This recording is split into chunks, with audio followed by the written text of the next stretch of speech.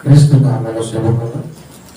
దేవుని జననములు, ఆదివారము, పునరుద్ధానము. ఈ సమయంలో మాట్లాడుతున్న అంశం ఎనగొంతు మీద వాన కురిసినట్టు. యాక్చువల్గా గొంతు లేదు, అందుకే నేను పెట్టాల్సి వచ్చింది. ఎనగొంతు మీద వాన కురిసినట్టు.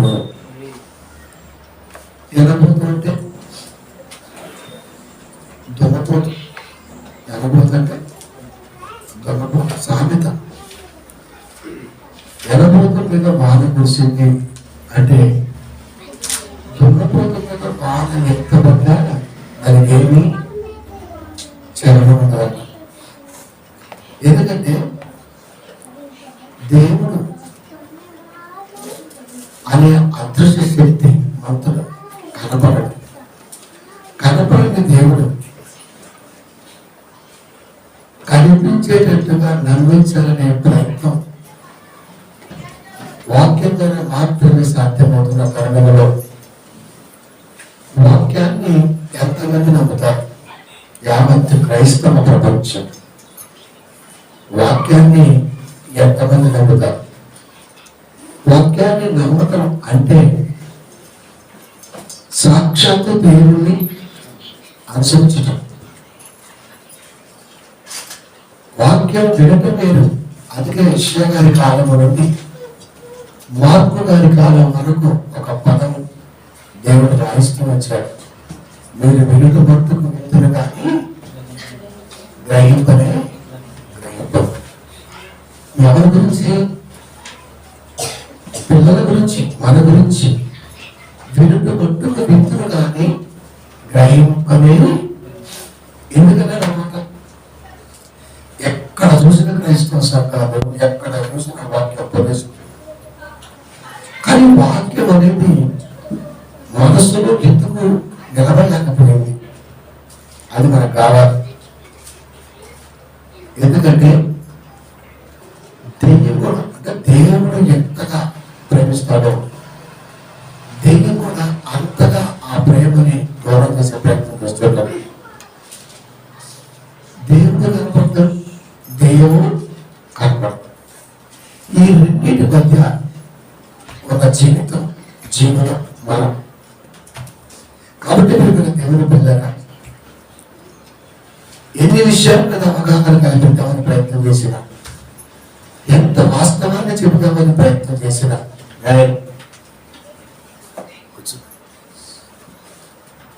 ఖచ్చితంగా విశ్వాసంలో నుంచి వాక్యాన్ని తీసుకెళ్ళిపోతుంది 100%.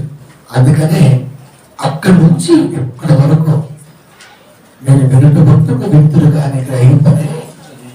అందుకే మార్కు 4:24 వచ్చి మాట ఎవరు సార్ మీరేమి వినుచున్నారో జాగ్రత్తగా చూసుకోండి. ఏమిటన్నా వాక్యమే కదా, మనం చూసుకోవాల్సిన అవసరం ఏముంది? చెబుతున్నది శరీర సంబంధమైనదా, ఆత్మ సంబంధమైనదా? ఇక్కడ 2 రకాల మనుషులు ఉంటారు.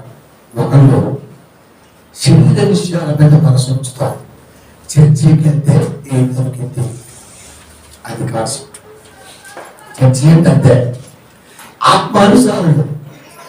దేవుడు ఆ కాలం నుండి ఈ కాలం వరకు రాయించిన మాటలు, వాటి యొక్క పర్యాయ విధానం ఎలా ఉంటుంది అని వాటి మీద ఇంట్రెస్ట్ చూపించేవారు. 2వ రకం.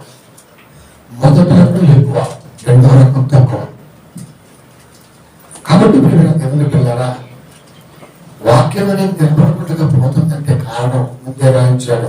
రోమీయులకు రాసిన పత్రిక 1వ అధ్యాయము 18వ వచనము. రోమా 1:18.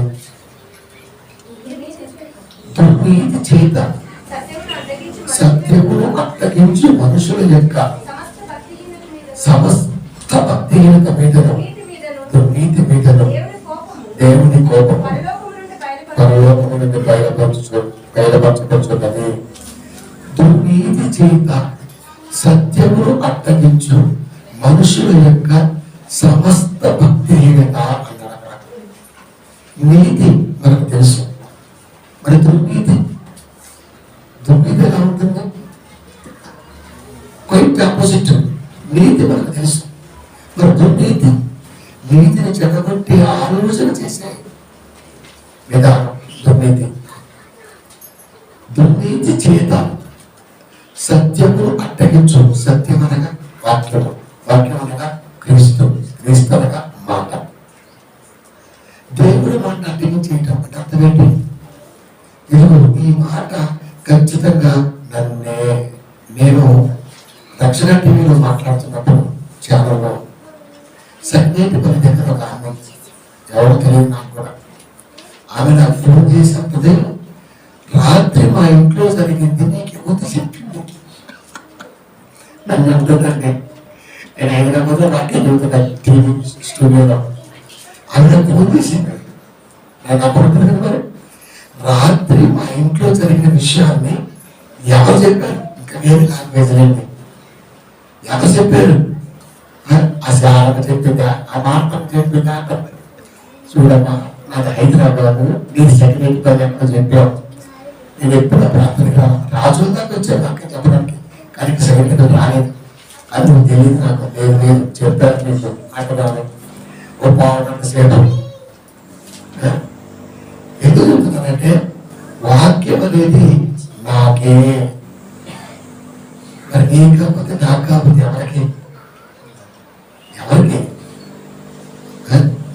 దుర్నీతి చేత సత్యమును అడ్డగించు మనుషుల యొక్క, అంటే వాక్యాన్ని అడ్డగించేది మనుషులే, అది విశ్వాసమే, సంఘస్థులే.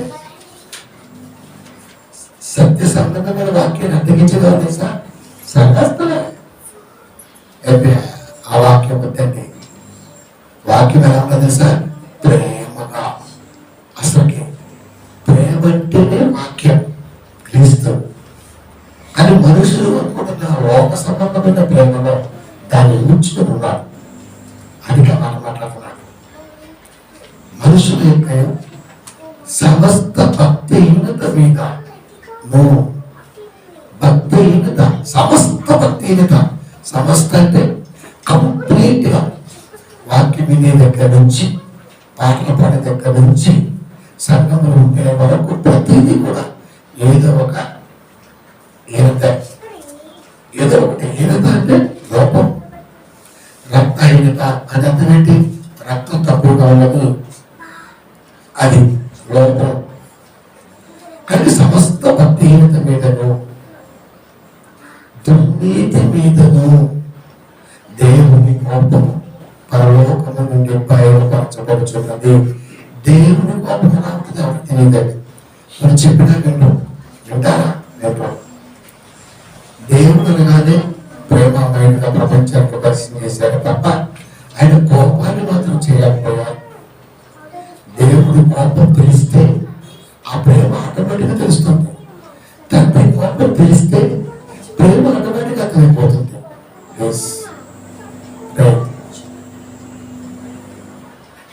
కాబట్టి మీరు తెలుగు పిల్లరా, దేవుని కోపము పరలోకము నుండి బయలుపరచబడుచున్నది. ఆ కోపాన్ని సంఘాలు చెప్పట్లేదు. ఎక్కడ సంఘం అనగానే ఒక 2 గంటలే, అది సినిమా థియేటర్ అయితే 4 గంటలు వెళ్ళాలి, రావాలి, కూర్చోవాలి 5 గంటలు. ఫంక్షన్ అయితే ఉదయం 10 నుంచి సాయంత్రం 8 వరకు మంది 10కి వెళ్తాం. అంతమైన కాకుండా వస్తున్నాం. ఎక్కడైనా స్పెండ్ అవుతుంటాయి, కానీ సంఘంలో మాత్రం స్పెండ్ అవుతుంది. ఎందుకంటే ఇంకొకటి తక్కువ మనుషులు ఓర్పుండదు. దేవుడి వాక్యం కాడికి అసలుకే ఉండదు. ఇక అలాంటప్పుడు కోపం గురించి చెప్పడానికి అవకాశం లేదు. ఇంకా ఆ ఉన్న 2 గంటలు ఆ గంట సంఘాన్ని మెప్పించడం కొరకు, సంఘాన్ని నవ్వించడం కొరకు ఒక పాస్టర్ గారు ఉంటారు, పెట్టారు, ఇంతే ఉంటారు. వాక్యం చెప్పడం ఊరికే ఆ స్లాగ్లో మాట్లాడుతూ ఉండి నవ్విస్తూ ఉంటాడు. బాగా వీళ్ళు నవ్వుతూ ఉంటుంటారు. నాకు అనిపించింది, ఒక్కొక్క సభ కాస్టు కనీసం 3 లక్షలు ఉంటుంది. ఈ 3 లక్షలు వృధా అయిపోయాయి. వాక్యం లేదు కదా, నవ్విస్తున్నాను. ఎంత ఉంటాడు పొట్టిగా. అప్పుడు వాక్యం లేనప్పుడు నీకు ఏమర్థం ఉంటుంది? వానబట్టంటే దాని మీద వానంగా పట్టచ్చు ఉండదు. ఎన్ని సంఘాలను ఎన్ని చర్చి మీటింగ్స్ లో పాల్గొన్నా మనలో వాక్యం అయితే నిలబడదు. కనుక ఎదురుకున్నారా దేవుని కోపము పరలోకము నుండి బయలుపరచబడుచున్నది అంటే అది ఎప్పుడు ఎక్కడ బయలుపరచబడుచున్నదో ఈ సృష్టిలో కొలనూలు అంటే నెట్వర్క్ ద్వారా ఫోన్లో కానీ టీవీలో కానీ పేపర్ మీడియాలో కానీ మనకు వస్తుంది న్యూస్. నెట్వర్క్ అంటే బైబిల్ భాషలో కొలనూలు పరలోకము నుండి దేవుని కోపము భూమి మీద పలానా ప్రాంతంలో దిగింది అంటే నీకు అర్థమైపోవాలి. అర్థమైపోవాలి 2010 మహారాష్ట్ర గుజరాత్ భూకంపంతో అల్లాడిపోయింది. 2011 యుగోస్లావియా డిసెంబర్ 26 3,26,000 మంది క్రైస్తవులు నీటిలో పట్టుకుపోయారు. రీసెంట్గా 2 months back America, United states of America, California సంపన్న ప్రాంతం మొత్తం శ్మశానం.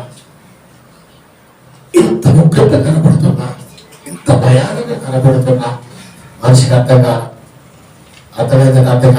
దేవుని కోపం అర్థం కనబడుతున్నా ఏమైందంటే మనిషికి వాక్యం పట్ల విపరీతమైనటువంటి ప్రేమ కలుగైపోయింది. వాక్యం అనగానే ఒకటే టైం పాస్ అంతే, రావాలి ఎదగనాలి పోవాలి అంతే. ఇంకా వాక్యం అంటే టైం పాస్ అయిపోయింది. కానీ ఇన్ని విపత్తులు ఎంతో జరుగుతున్నాయి. ఇంత ఒక విపత్తు గల కారణం ఏమైంది?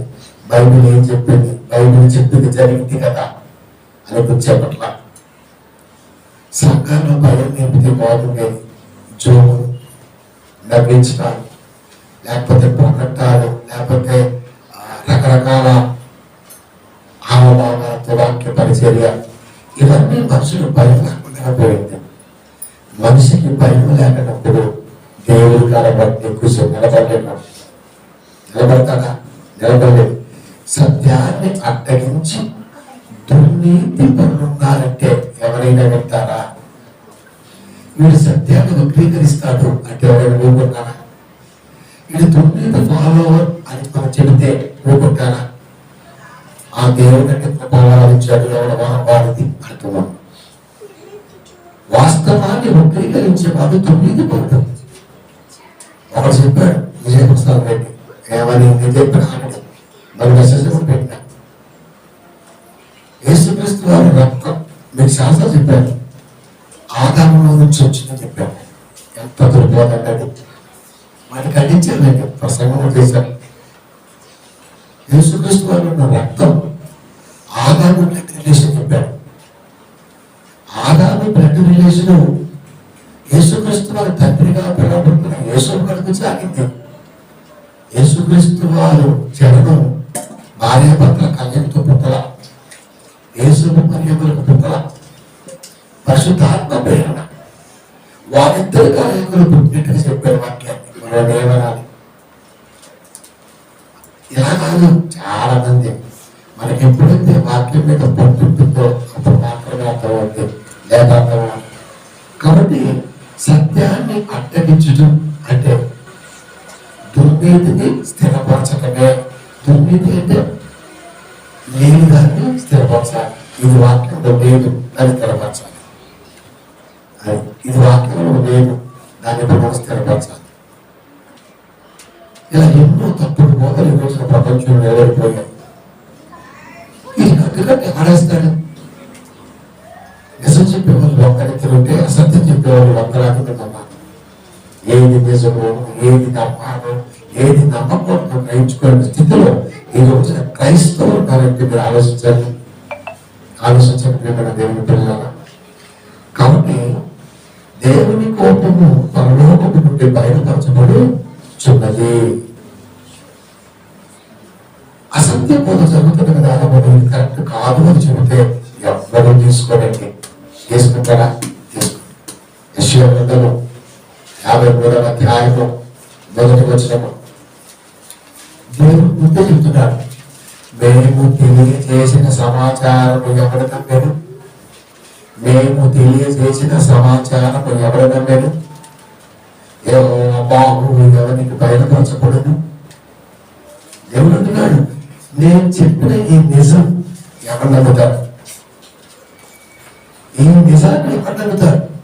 వాడి కాడికి వస్తే తప్ప వాడు నమ్మడం, వాడి కాడికి వస్తే వాడు ఉండడం, ఇంకా నమ్మకం అక్కడ. లోక విపత్తుల గురించి, ప్రకృతి ప్రళయం గురించి, ప్రకృతిలో సంభవిస్తున్నటువంటి మార్పుల గురించి ఎంత చెప్పినా ఎవరి విండం. ఊరికే నీకు పిల్లలు పుట్టలేదా? పిల్లలు పుట్టకపోతే తీసుకెళ్తారు స్టేజ్ డాక్టర్ గారు తెలుసుకుంది. అదే కదా మరి. ఇది ఇబ్బంది తినా, ఇంట్లో రైస్ లేవా, అప్పులు బాగా ఎక్కువైందా, అప్పుడు ఎందుకు చేశారు? స్తోమతకు మించి నువ్వు ఖర్చు పెట్టావు అని. అప్పు ఎందుకో చెప్పండి. అప్పుడు ఎందుకు తెలుసా? మన స్తోమత ఎంతో మనకు తెలిసినప్పుడు నలుగురు వస్తారు కాబట్టి, ఆ స్టేటస్ బయటకు తెలియదు కాబట్టి అప్పు చేస్తాం, లక్ష అప్పు చేస్తాం, 2 రూపాయలు వడ్డీ, నెలకు 3,000. ఇది తీరదు, అది పెరిగింది. అప్పుడు తీసుకున్న లక్ష కట్టాల్సింది 1,50,000. ఇంకేడ తిరిగింది? ఎక్కడ తిరిగింది? తీరదు. ఇప్పుడు తీసుకురావచ్చు మాట నాకు గుర్తించాలంటే ఎవరు పెట్టమన్నా? ఎవరు పెట్టమన్నా?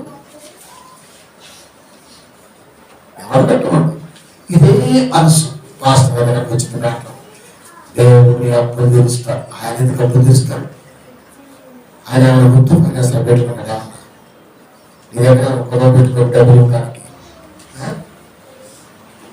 17 రకాలు దేవుడు ఉంటాయి. వారికి నీ వాక్యము ఇచ్చాడు. వాక్యాన్ని ఇచ్చేది ఆయన చెబితే బంగారం, డబ్బులు, ఖర్చులు, ఆభరణాలు చెప్తాడు. మనం ఏ బోధిస్తుంది సార్? మనల్ని హాయి కలిపే బోధ ఏదుంటుందో అది ఇష్టం. ఏ పర్లా వచ్చే ఈ సంవత్సరం కల్లా మీ అమ్మాయి గర్భం ధరించి వెళ్ళగలదు అనగలుగుతాం. అమ్మాయ్యా అయిపోయింది, సరే గర్భం ధరించింది పిల్లలకి. మన అబ్బాయి ఆ భార్య తప్పలేదు. ఇదొద్దు, పిల్లలు కావాలా? దేవుడు పుణ్యం. మరి ఏది వాడేమో లోపల, వీళ్ళేమో యాడం, ఆమెమో యాడం. పైన సంవత్సరం క్రితం దేవుడు మొక్కు డబ్బా అప్పుడు తినేస్తాను దేవుడు. అప్పుడు తిన్నాక పొలం అట్లా హాస్పిటల్ ముందుసేపు దేవుడు. ఆరోగ్యంగా ఉంటే ఆ పొలం చేసి అట్లా. బాధలో ఉంటే దేవుడు గుర్తొస్తాడు. బాధ తీరితే దేవుడు కాదు కదా ఓడిపోతాడు. నిజం. అందుకే దేవుడు చెబుతున్నాడు, మేము తెలియజేసిన సమాచారము ఎవరి మీద ఇన్ఫర్మేషన్ చేస్తున్నా, ఎవరు నమ్మట్లా. ఇలా కావాల్సిన బోధన విధానం తెలియక ఎప్పుడు స్థిరపరిచారు. హాయిగా నవ్విస్తూ హ్యాపీగా వాళ్ళకు 5 ఏడుస్తుంటాడు. వాటిని చెబుతాడు. ఎందుకు ఏడుస్తున్నాను అర్థం కాదు. ప్రపంచంలో ఎక్కడైనా ఒక న్యాయ వ్యవస్థ తీసుకుంటే, ముద్దాయి భూమి నిలబడితే ఒక నాయకుడు ఏడ్చి వాదించినట్టుగా మీరు చూడగలరా? తీర్పు ఇచ్చేటప్పుడు ఒక చర్చి ఏడ్చుకుంటూ తీర్పు చెప్పగలరా? భావి తరాలకు భవిష్యత్తును అందించే ఒక టీచర్ ఏడ్చుకుంటూ పాట చెప్పేట్టుగా చరిత్రలో చూపించగలరా? ఒక పోలీసులు ఎవరైనా సరే నువ్వు తప్పుగా కొట్టారా, తప్పుడు సాగిరా అని ఏడ్చినట్టుగా చెప్పగలరా? అక్కడెక్కడ కనబడింది ఏడుపు పాస్టర్ గారి దగ్గర మాత్రం కనబడింది. ఏడంత వల్ల మనం ఏమనుకుంటా తెలుసా? గుండె కరిగిపోయిందండి. ఆయన గుండె కలగలా, నీ కనుక దొరకలేదు, నీ ఆత్మకు గొప్ప అనుకున్నాడు. పాస్టర్ గారు ఆయన కొన్నదే కథ సార్. ఈ గంటలో చేసి మనకు అలాంటి వాళ్ళు కావాలి. నిజం, అలాంటి వాళ్ళే కావాలి. నిజం మనిషి తీసుకోడు. అది సత్యాన్ని అడ్డగించు దుర్నీతి వ్యక్తుల బోధన విధానం. అది బాగా ప్రశ్న మనకి. అందుకే దేవుడి కోపం పరలోకం బయటపరచబడుచున్నదంటే ఎవరు నమ్ముతారు? దేవుడి కోపం ఏంటంటే మీ నాన్న కోపం చూశాం, మీ మామకు కోపం చూశాం, మీ ఆయన కోపం చూశాం, అప్పుడు మీ పిల్లలకు కోపం చూద్దాం. వీళ్ళందరినీ కన్నా దేవుడి కోపం ఉందంటే మాత్రం నమ్మడం వారమ్మా నమ్మకం కదా. మేము తెలియజేసిన సమాచారం ఎవరైనా మేము బాగుండు ఎవరికి బయటపరచలేదు, ఎవరికి తెలియట్లా. ఆయన యొక్క ధర్మ ఉద్దేశ విధానం ఎవరికి అర్థమవటం లేదు. ఎవరవుతారు? అంత శరీరానుసారంగా ఆలోచించే శరీర పొరులే. కానీ ఎక్కడో ఒక్కటారండి కాంచి బలమైనటువంటి మనుషులు వెతుక్కుంటూ ఉంటారు, వెతుక్గా ఉంటారు. వాడు ఆ ఒక్కడి కొరకు మాత్రమే యేసుక్రీస్తు వారు సువార్తలో ఉపమానం చెప్పారు. 99 తప్పిపోయిన ఒక్కదాని కోసం, 99 తప్పిపోయిన ఒక్కదాని కోసం వెళ్ళారు. ఆ ఒక్కడే దేవుడు కావాలి. అబ్రహాము కాలంలో ఒక్కడే, తరతరాలకి ఒక్కడే, తరతరాలకు నోవాహు కాలం వచ్చేసరికి కూడా ఒక్కడే, సొదొమ గొమొర్రాలో కూడా ఒక్కడే, లోతు తరాలు ఒక్కడేనా? ఎవరు కనపట్లేదా? కనపట్లేదా? కనపడాలి కదా. ఎవరు నమ్ముతారంటే వాక్యాన్ని నమ్మే పిల్లలు ఉంటారండి. చర్చికి వెళ్ళే పిల్లల గురించి మాట్లాడలేదు, చర్చికి అంతా మాట్లాడలేదు కానీ వేరే విషయం. వాక్యాన్ని నమ్మే పిల్లలు ఉంటారు, వాక్యాన్ని అర్థం చేసుకునే పిల్లలు ఉంటారు. వాళ్ళ కోసం వాక్యం ఉంటారు. దేవుడు యెషయా యోహాను సువార్త 3వ అధ్యాయము 21వ వచనం, సత్యవంతుడైతే సత్యవంతుడైతే సత్యవంతుడైతే సత్యవంతుడైతే తన క్రియలు దేవుని మూలముగా చేయకుండా ఉన్నామని, చేయబడి ఉన్నామని ప్రత్యక్షపరచబడినట్లు ఎత్తకు వచ్చును అన్నాడు. వెలుగు ఎత్తకు వచ్చును. సత్యవంతుడైతే, సత్యవంతుడు కాదు అక్కడ. సత్యవంతుడు వేరు, సత్యవంతుడు వేరు. ఈ మాట మనం ఎక్కడో విన్నట్టుంది. యోబు వారి దగ్గర ఉన్న మనం యోబు నీతిపరుడు, యథార్థ వర్తనుడు. వర్తనుడు అంటే వ్యాపారవేత్త. వ్యాపారవేత్త అంటే భూమి మీద నీ కుటుంబాన్ని తిట్టుకోవడంలో, కట్టుకోవడంలో నువ్వు పని చేసుకుంటావు. ఆ పని సత్యానికి సంబంధించినవి ఉంటాయి. ఇక్కడ ఆలోచించండి మీరు. ఇవాళ క్రైస్తవులు బయటకు చెప్తారు నిజమండి. సత్యవంతుడు వేరు, సత్యవంతుడైతే కుటుంబాన్ని పోషించుకోవడానికి ఒక పని చేసుకుంటాం, కొద్దిపాటి పని, వ్యాపారం లాంటివి. అది సత్యానికి సంబంధించినవి ఉండాలి. అంటే నువ్వు ఎంత చేస్తావు, నీకు ఎంత వచ్చింది, నీకు ఐడియా ఉంది. ఇప్పుడు మనం ఏం చేస్తాం,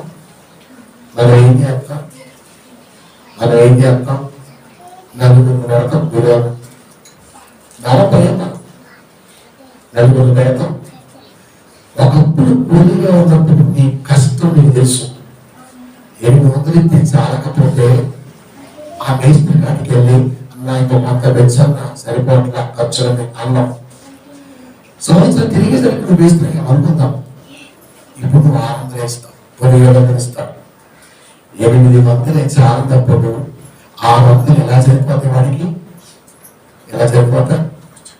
అంటే వాడి దగ్గర ఖచ్చితంగా 300 నొక్కేశాం. ఏది 2 సంవత్సరాల క్రితం. ఇప్పుడు 100, 400. ఈ 400 ఆదివారం వచ్చింది, చర్చి ఫంక్షన్ జరిగింది. ఇప్పుడు గ్రాండ్గా మూట కట్టి 5,000 ప్రార్థన చేయండి, 50,000 రూపాయలు దేవుడికి ఇవ్వాలా అన్న. చాలా మంది డబ్బు కోసం పనిచేసే కాపం అని టెంకర్ కొట్టేసుకొని అక్కడ ఈ డబ్బులు ఎవరే? నీ దగ్గర పనిచేస్తున్న కష్టజీవి, కష్టం కాపురంలో కాపురకానికి వస్తే లోపలిగా ఉన్న కాపుర కష్టాన్ని మీకే వాడు ఏడుస్తున్నాడు అక్కడ కుటుంబ పోషణ వెళ్ళక. నిజమా కాదా? ప్రతి దాంట్లో ఏది యథార్థత? అందుకే ఈ రోజున పెద్ద పెద్ద క్రిస్టియన్ కంపెనీ మార్కెట్లోకి దిగి ఒక రేట్ ఫిక్స్ చేశాయి. అదే ఈ రోజున మీరు చూస్తే ల్యాబ్ లాంటి ఎన్నో అవతల కస్టమర్ కాల్ చేస్తారు, నువ్వు ఉన్నావు పికప్ అంటే రేట్ వాళ్ళే ఫిక్స్ చేస్తారు. కిలోమీటర్ ఎంత, నీకు ఎంత ఖర్చు అయింది, వాళ్ళకి ఎంతసేపు, నువ్వు ఎంతసేపు. క్రిస్టియన్ కనిపిస్తుందండి. సత్యవంతుడైతే ర్యాపిడో మాట్లాడమే కాదు, బాబాయ్ కానీ ర్యాపిడో కానీ మాట్లాడడం, వాడు బుక్ చెప్తే వెళ్ళిపోవటమే. 170 అంతే.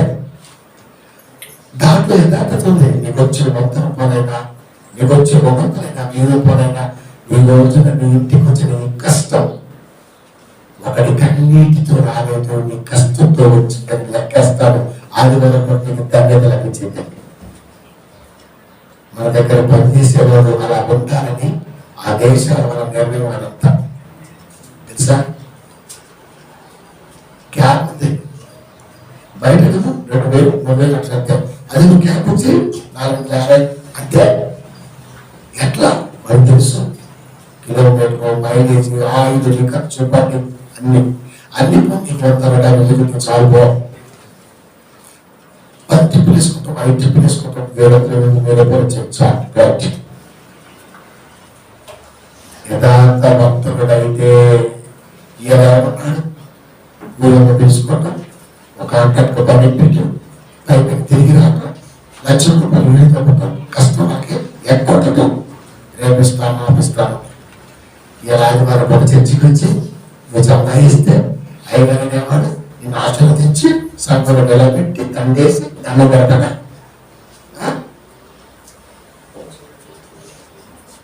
నిజమే కదా? సత్యభక్తుడైతే తన క్రియలు దేవుని మూలంగా చేయబడి ఉందని ప్రత్యక్షపరచబడినట్లు వెలుగు భక్తులకు వచ్చును. ఎస్, నేను వాక్యం ఉన్న సంఘానికి ఇవ్వాలి. నన్ను బొమ్మిదే సంఘం ఎక్కడ చాలా సంఘాలు, బొమ్మిదే సంఘాలు చాలా. మనం ఎప్పుడు మాట చెబుతాం, వాక్యాన్ని ప్రేమించే పిల్లలకి ఎంతో స్థలం ఉంటుంది. అంతకు మించి నువ్వు ఏదైనా ఆశిస్తే, అంతకు మించి ఏదైనా చేస్తే నీ స్థలాన్ని దేవుడు వేరమ్మకి ఇస్తాడు. బస్ అంతే. వ్యాపారం ఇట్లా 24 గంటలు 20 గంటల పైన కష్టపడతాం ఈ రోజున. అంత అవసరం ఏంటి? చర్చికి రావాలంటే ఆ మాత్రం కష్టపడాలి. మరి అది చర్చికి రావాలంటే అర్థం ఏంటి? చర్చికి వస్తాను కష్టపడాలి. నువ్వు కష్టపడితే ఒక ఛాన్స్. కష్టే ఫలి. అది కాబట్టి మీరు దేవుని పిల్లల సత్యభక్తుడైతే తన క్రియలు దేవుని మూలముగా చేయబడి ఉన్నవి, నా పని మొత్తం ఆయన కృపతో ఉన్నది అన్న ధైర్యంతో చర్చకు వస్తాడు. లేకపోతే రాడు. అది కనుక నీ క్రియలు దేవుని మూలంగా ఉన్నాయి, కట్టి పెట్టుకుని ఉన్నవి అని ఖచ్చితంగా దేవుని అయితే పసిపెడుతుంది. పడుతుందా? పడుతుంది. 2వ తెస్సలోనిక రాసిన పత్రిక 2వ అధ్యాయము 10వ వచనము. దుర్నీతిని పుట్టించు సమస్త మోసముతోను నశించుచున్న వారిలో సాతాను కనపరుచు బలమును అనుసరించి ఉండును. ఎవరైతే సంఘములో వాక్యం వినకుండా బలహీనంగా ఉంటాడో వాడిని దెయ్యం ఆవరిస్తుంది, 100% ఆవరిస్తుంది. అప్పుడేమైంది? దుర్నీతిని పుట్టించు సమస్త మోసముతోను నశించుతున్న వారిలో సాధారణ కనపరచు బలమును అనుసరించి ఉండును. అప్పుడు మనం ఏం చేస్తాడు తెలుసా? సత్య సంఘంలో ఉంటాడు, అసత్యకుతో సంబంధాన్ని కలిగి ఉంటాడు. మనతోనే ఉంటాడు, మనతోనే ఉంటాడు, వారితో సమాసం చెప్తాడు. అది మనకు తెలుస్తుంది. అయినా మనం ఏం మాట్లాడు, మనం ఎవరైనా చెబుతున్నాం, అయినా మనం తీసుకోడు. అలాంటి నువ్వు మాట్లాడినా, అలాంటి నువ్వు కాంటాక్ట్లో తెలుసా? 2:11 ఒకసారి చూడండి. అమృతం 2 వ్యవహారం 2:11 వ్యవహార పత్రిక. శుభమని వానితో చెప్పువాడు కొంచెం పైచు. ఎవడైనను ఎవడైనా ఈ బోధన తేక ఈ బోధన తేక మీ యొద్దకు వచ్చిన ఎడల మీ వద్దకు వచ్చిన ఎడల వానిని మీ ఇంట చేర్చుకున్నాను వారిని మీ ఇంట చేర్చుకున్నాను.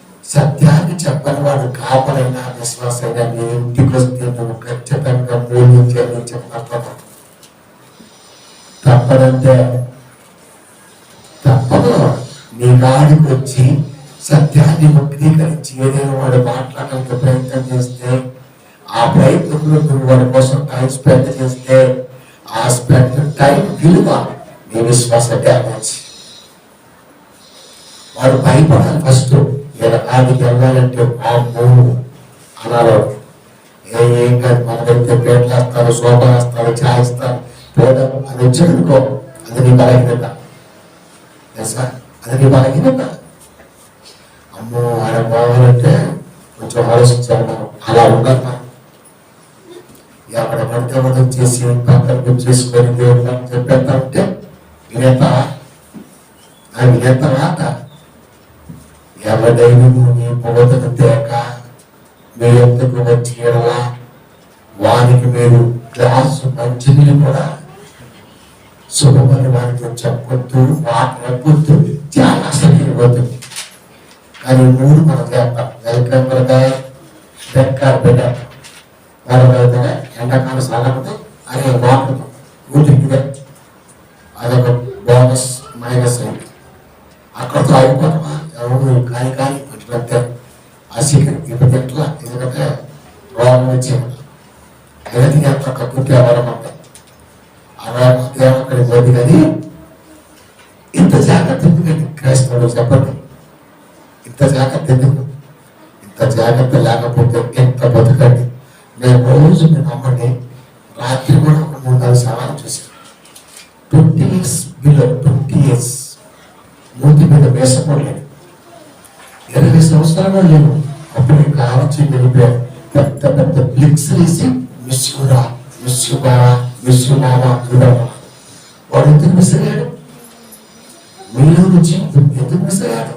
రేపు నెక్స్ట్ నువ్వే మనలో ఉన్నవాడు, మనతో ఉన్నవాడు ఎందుకు మిస్ అయ్యాడు? మనకున్న సహవాసాలు, మనకున్నటువంటి అలవాట్లు. ఆ సహవాసికుడే ఆ అలవాట్లు పాటు భాగస్తుడు మిస్ పెద్ద ప్లస్. నేను కోపం చూస్తుంటా అనిపిస్తాను. 20 ఏళ్ళు ఆపేరుగా ఆగట్లా. పుట్టిందాకేమో ఇలా కాకదు, చచ్చిందాకేమో పుట్టుడు కాకట్లా. మరి ఆపరేమో అది నమ్మి లోకానికి పంపితే ఏమనాలి? తండ్రి అయిన దేవుడు బాధపడదా? ఆయన తెలియదా? ప్రియమైన దేవుడు పెట్టాడు. అది కలుపుతున్నాడు. సత్యమును గుర్తించు సమస్త మోసముతోను నశించుచున్న వారిలో సాతాను కనపరుచు బలమును అనుసరించి ఇక వాడు ఎంత చెప్పినా పెట్టండి. నువ్వు ఎంత చెప్పు, ఒక్కసారి మా ఇంట్లో ఫిక్స్ అయితే వాడు వెండెక్క. వాడు అసత్యాన్ని ఇష్టపడతాం. అసత్యం ఏంటి? నిజాన్ని స్వీకరించడం. దేవుడు కోపం లేదు, జ్ఞాన కోపం ఏంటంటే జ్ఞాన ప్రేమమైంది, ఉగ్రమైంది. ఆ టైం ఉంది. బొమ్మ బొస్సు నాణ్యానికి 2 పోయింది. దేవుని మీద చెప్పేది లేదు, అన్నది లేదు. కాబట్టి మీరు దేవుడు పొందారా? సమస్త మోసం అలా చేయాలని సాతానుడు బలంగా తిష్టవేసి కూర్చున్నాడు. కనుక నమ్మేవాడు ఎవరు, నమ్మని వాడు ఎవరు? ఈ మాట చూడండి ఎంత భయంకరంగా ఉంటుందో. 1 తిమోతి 4:1-2 వచనాలు. 1 తిమోతి 4వ అధ్యాయము 1-2 వచనాలు. కడవరి దినములలో కొందరు అబద్ధికుల వేషధారణ వలన మోసపరుసు ఆత్మల యందును ధైర్యమును బోధయందును రక్షించి విశ్వాస వస్తువుల ఆత్మ తేటగా పరిశుద్ధాత్మ దేవుడు ఏమి చెప్పాడంటే కడవరి దినాలు అని అర్థమేంటి? క్రీస్తు భూమి మీదకి రావటమే కడవరి దినాలు. ఎబ్రీ 1:1 పూర్వకాలంలో నానా సమయంలో నానా విధములుగా మనతో మాట్లాడిన దేవుడు ఈ అంత్యకాల దినాలు తన కుమారుని ద్వారా మనతో మాట్లాడాడు. అంటే కడవరి దినాలు క్రీస్తు రాకతో ప్రారంభమయ్యాయి. అంటే కడవరి దినాలు ప్రారంభమై కూడా 2000 సంవత్సరాలు అయిపోయింది. కొందరు అంతర్గతంగా కొందరు అబద్ధికుల వేషధారణ వలన మోసపరుసు ఆత్మల ఎందును దయ్యముల బోధ ఎందును అన్నారు. ఎందుకంటే దయ్యం బోధ అవుతుంది. ఏ సంఘములోనైనా దయ్యం బోధ జరుగుతున్నట్టుగా ఏ విశ్వాసైనా పసిగట్టారా? ఏ సంఘములోనైనా దయ్యం బోధ జరుగుతున్నట్టుగా ఏ విశ్వాసైనా పసిగట్టారా? మా అయ్యగారి వాక్యం జీవిత సాక్షాత్తు పౌరు గారు. అసలు పౌరు గారు బాధ్యత పౌరు గారి యొక్క విధానం తెలుసా? యాటిట్యూడ్. పౌరు గారి యొక్క మనసు తెలుసా? ప్రతి సంఘంలో విశ్వాసం కూడా మాట్లాడి తెలుసా? మా అయ్యగారు సాక్షాత్తు ఆ పౌరు గారు చెప్పినట్టే. మరి దీన్ని ఏమనాలి? దయ్యముల బోధయద్దు. దయ్యం బదలా ఉంటే మార్కు సువార్త 5:5 ఒక లైన్ ఉంది. సర్వోన్నతుడైన దేవునికి మారుగా మాతో నీకేమి పని. దెయ్యం కృష్ణుడి మాట, నువ్వు దేవుని కుమారుడివి, సర్వోన్నతమైన దేవుని కుమారుడవు. ఎవరు చెప్పారు? దెయ్యం చెప్పింది. అదే దెయ్యం శివగాన్ని పౌలు గారిని ఒకనొక సందర్భంలో మాట తెలుసా? వీరు దేవుని కుమారుడు, వీరు మీకు రక్షణ మార్గమును ప్రచురపరుచుతారు. ఎవరు చెప్పారు ఈ మాట? దెయ్యం చెప్పింది. అంటే ఇప్పుడు దెయ్యం నిజం చెప్పిందా అబద్ధం చెప్పిందా? మనం చెప్పను. అబద్ధం అంటే నిజమే కదా, నిజం అంటే అది ఎలా నిజం చెప్పింది అంటే సందిగ్ధం. ఏదైతే మనం కూడా వాడినటువంటి ఆ ఫార్ములానే మళ్ళా వాడుతుంది. ఇది నిజమా? అంతే. ఇంకా ఇది నిజమా అబద్ధం? అబద్ధం అయితే కాదు, నిజమా ఎట్లా? డేంజర్ పోదండి. డేంజర్ పోద ఎటు తీర్చుకోలేకుండా కాలగడపలు కలిసిపోతా, చివరికి నరకానికి జారిపోతా. మోసపరుసు ఆత్మల ఎందును అంటారు. దైవముల బోధ ఎందులో రక్షించి విశ్వాసపరుస్తులకు తెలుగు. అప్పుడు నాకు విశ్వాసం ఉంది, కానీ అవిశ్వాసంతో సాంగత్యం. అది అవిశ్వాసంతో సాంగత్యం. విశ్వాసే అవిశ్వాసంతో సాంగత్యం. అంతే. ప్రస్తుతం చనిపోయింది. విశ్వాసపరుస్తులు అయిపోయారు. ఇప్పుడు వాడేం చేస్తాడు? నాకు దక్కనిది వారికి దక్కకూడదు కాబట్టి, పలానా సంఘముల వాక్యము ఆ పిల్లలు ఉండకూడదు కాబట్టి, ఆయన పట్టులో అడుగు పెట్టా, ఆయనతో మాట్లాడినా దేవుడికి ఆయన చేస్తాడని గ్రహించిన వాడు మాట్లాడుతూ ప్రారంభిస్తాడు. ఇన్ని త్రాసులు తోస్తున్న దేవుడికి అర్థం చెప్తాడు. వాళ్ళు అలాగుంటావు వాడు పడితే మనల్ని కూడా పడగొడతాడు.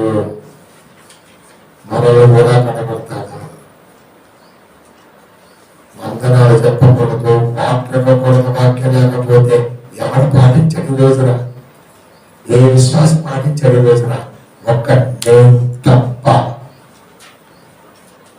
నేనే చేస్తాను. అందుకే చాలా మందికి దూరంగా ఉంటారు. ఎందుకు చెప్పండి?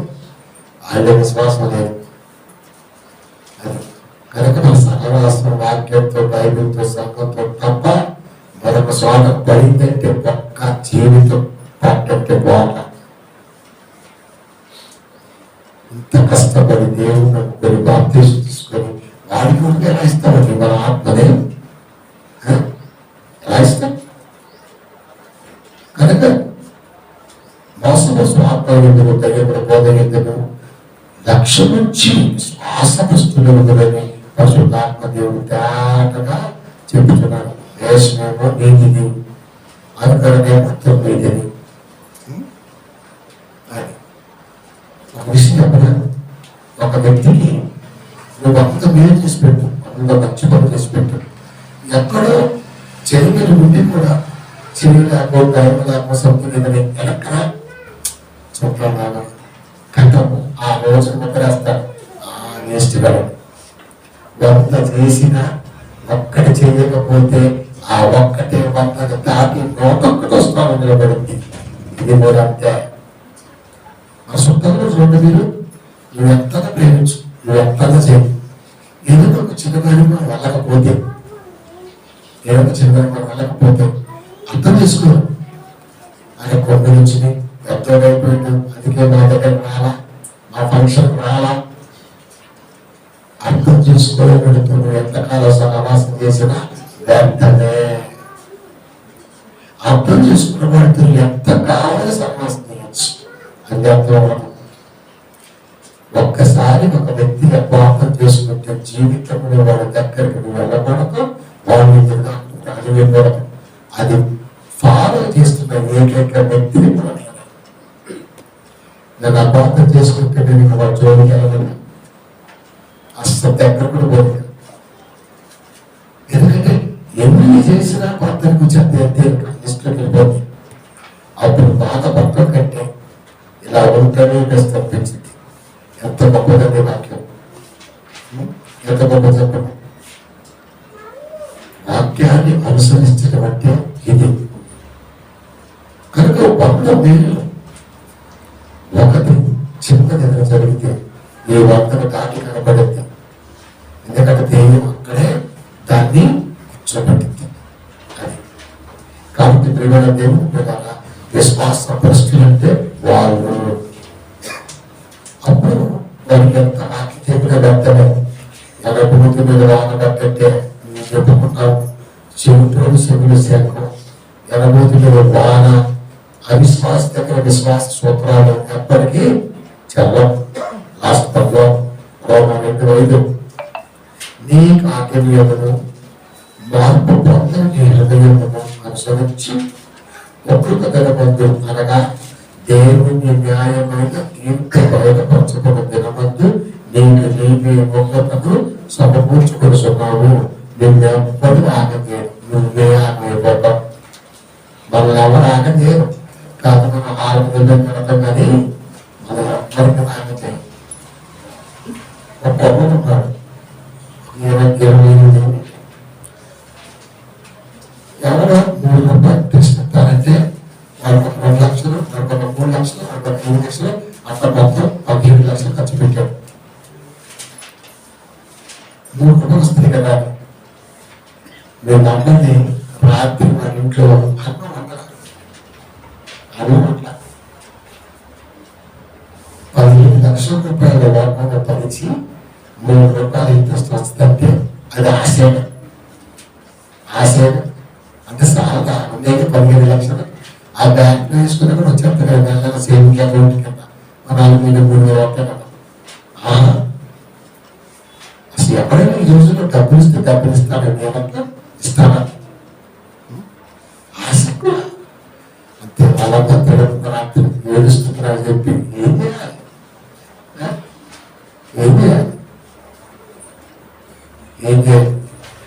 క్రైస్తవులు ఎలాగే ఉన్నారా? నీ కాఠిన్యమును మార్పు పొందని నీ హృదయమును మార్పంటే నేను చెప్పిన సమాచారం ఎవరు విన్నాడు? నిజం చెబుతున్నప్పుడు గ్రహించి దాని ప్రకారం ఉండాలంటే వాళ్ళ బంధువులైనా మరొకరైనా ఒక వ్యక్తి ఇప్పటి వరకు భూమి మీద నీతిమంతుడు అనిపించుకోవాలి. మరొక వ్యక్తితో ఇప్పటి వరకు ఒక వ్యక్తి మరొక వ్యక్తిని నీతిమంతుడు వల్ల ఇప్పటి వరకు ఈవెన్ యేసుక్రీస్తు వారిని కూడా అనీతిమంతులుగా చూసింది లోకం. నువ్వెంత నేనెంత. ఇక్కడ కావాల్సింది జాగ్రత్త, వాక్యంతో కవిత పెట్టాడు.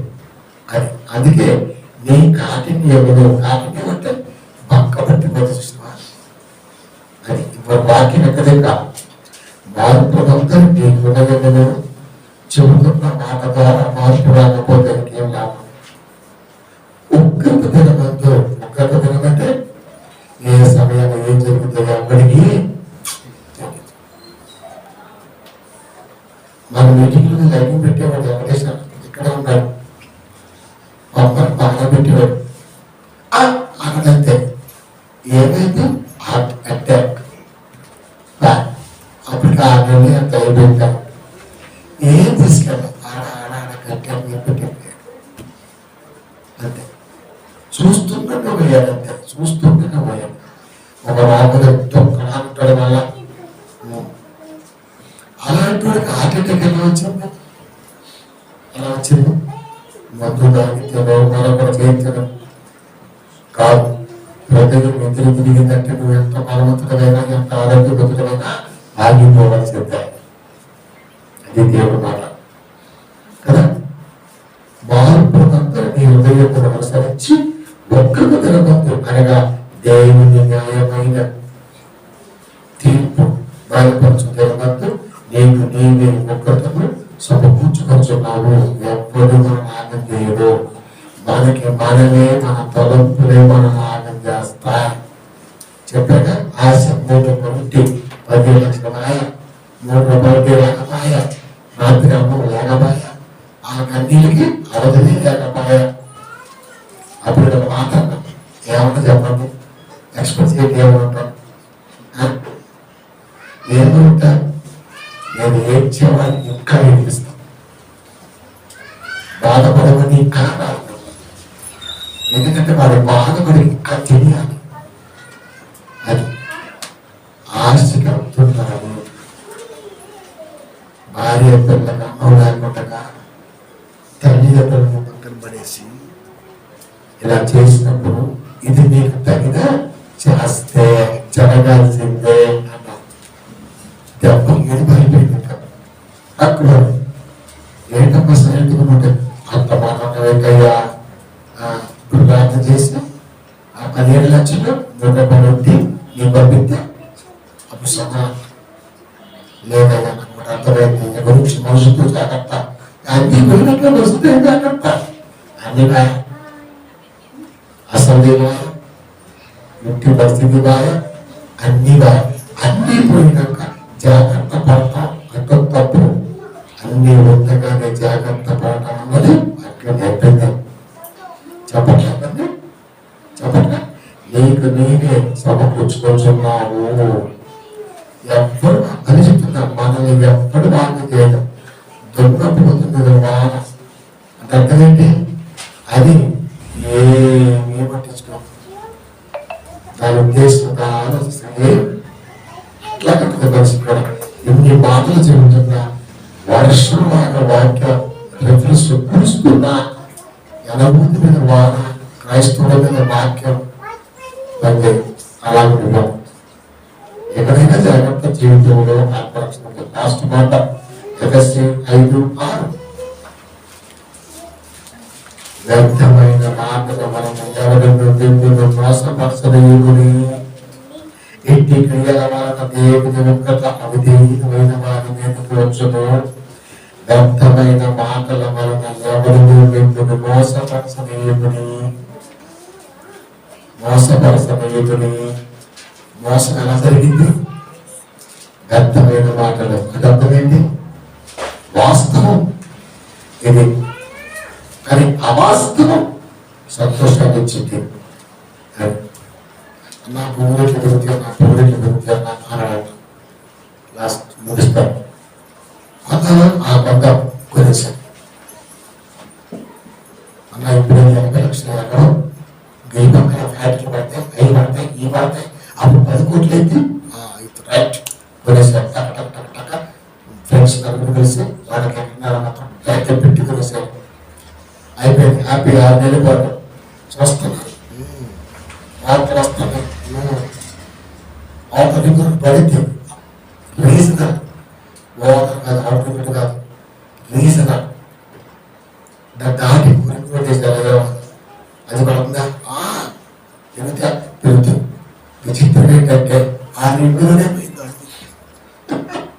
ఏదైతే సెలెక్ట్ చేశాడో అది రింగ్ దాంట్లో పోయింది. ఏమైంది? ఇప్పుడు ఎక్కడ లక్షన్నర. నువ్వు ఎంత కొన్నావు? 80 లక్షలు.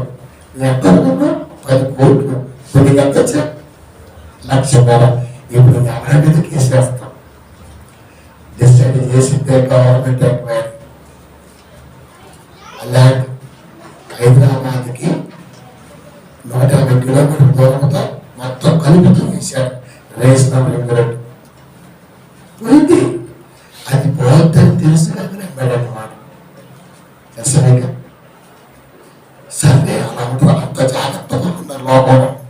మనం ఏం చేస్తాం? మనం ఏం తెలియదు వాళ్ళకి రాసిపోతాం. ఇప్పుడు ఎంత రాసు? 80 లక్షలు రాసు. ఎప్పుడు అవ్వాలి? ఎప్పుడు అవ్వాలి? ఎందుకన్నా మోసపరుసు వ్యర్థమైన మాటల వలన ఎవరికి దేవుని మోసపరచలేదని అక్కడ మాట విని పెట్టుకొని పెట్టడం ఎందుకు? ఒక మాట ఆగకాకలేదు. ఇది లోక సంబంధం. మరి ఆత్మ సంబంధం రివర్స్ లో ఉంటుంది. వాక్యం కాకుండా మీతో ఏది మాట్లాడిన వ్యర్థమే. కాబట్టి ప్రియమైన దేవుని పిల్లల వ్యర్థమైన మాటల వలన ఎవరిని మిమ్మల్ని మోసపరచలేముడి. ఇంటి క్రియల వలన దేవుని కృప అవిధమే వారి మీదకి వచ్చును. అంటే వదిలిపెట్టడు. క్రైస్తవులు చేసే పనిలో యథార్థత ఉండాలి. భక్తులు యథార్థభక్తులే ఉండాలి. ఒకరితో మనం మాట్లాడాలంటే వాడిలో వాక్య బేసు ఉందా లేదా తెలిసి మాట్లాడాలి. ఒకరికి మనం సాయం చేయాలన్నా, లేకపోతే ఒకరితో సాయం అందుకోవాలన్నా ఇది ఎక్కడికైనా దారి తీసేదేమో చూసుకోవాలి.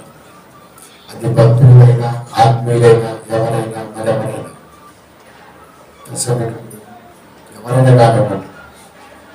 ఎవరైనా కానివ్వండి.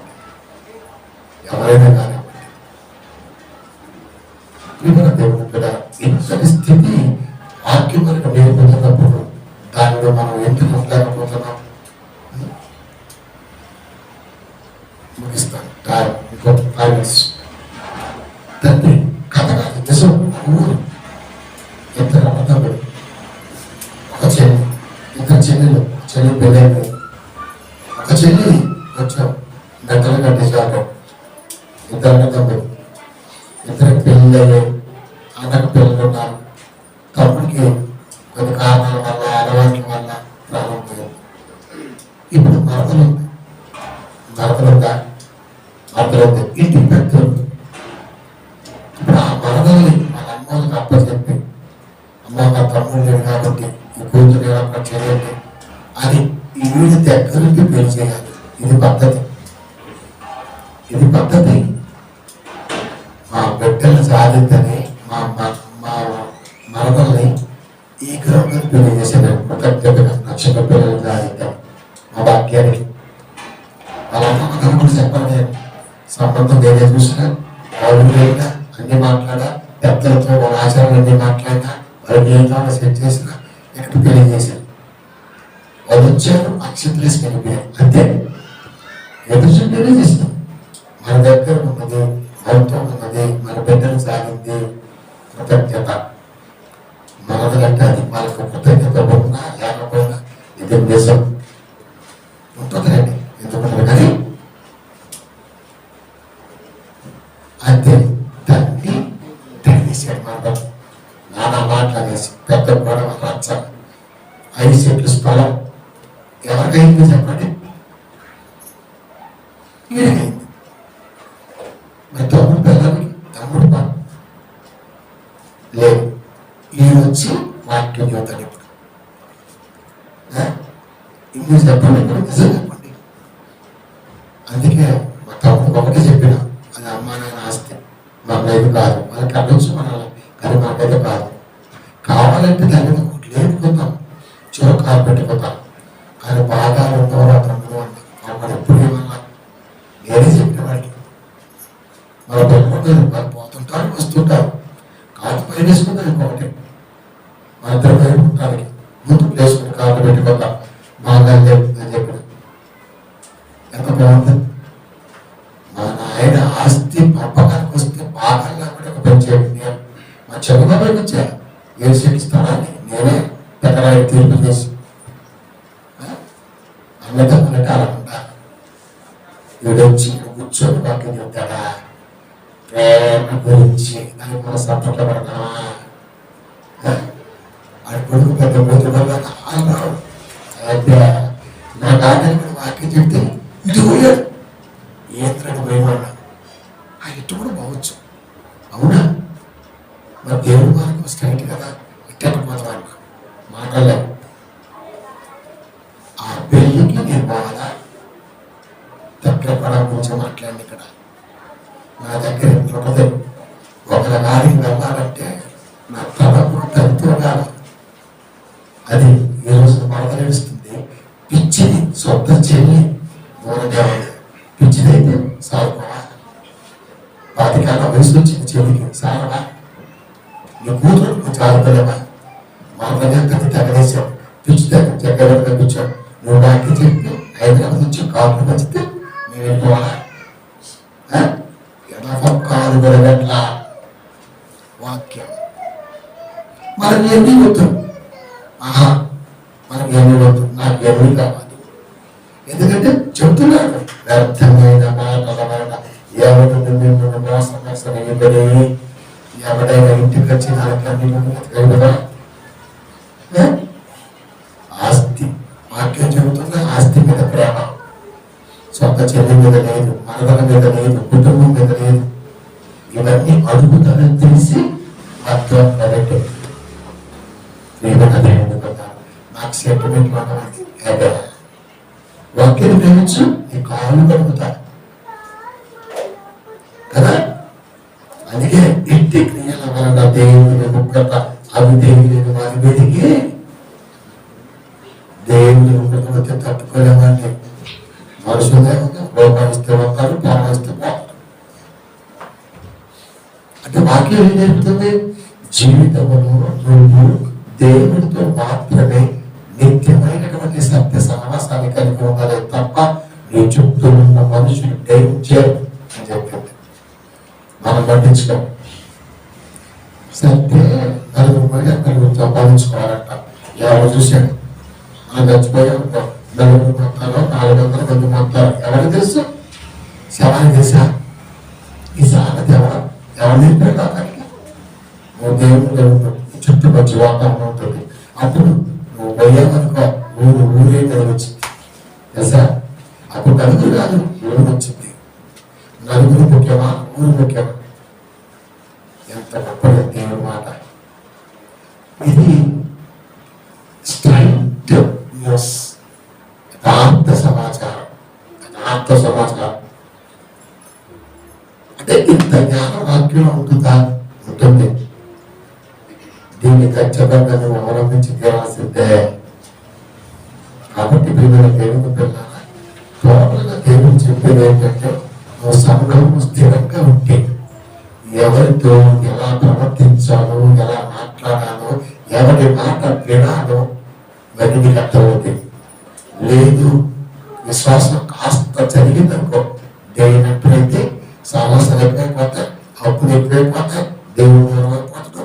ఇంకంతే కష్టాలు కన్నీళ్ళు మొత్తం స్టార్ట్ అయిపోయి దీన్నంతా మరి దేవునికి చెప్పటం తీర్చాలి.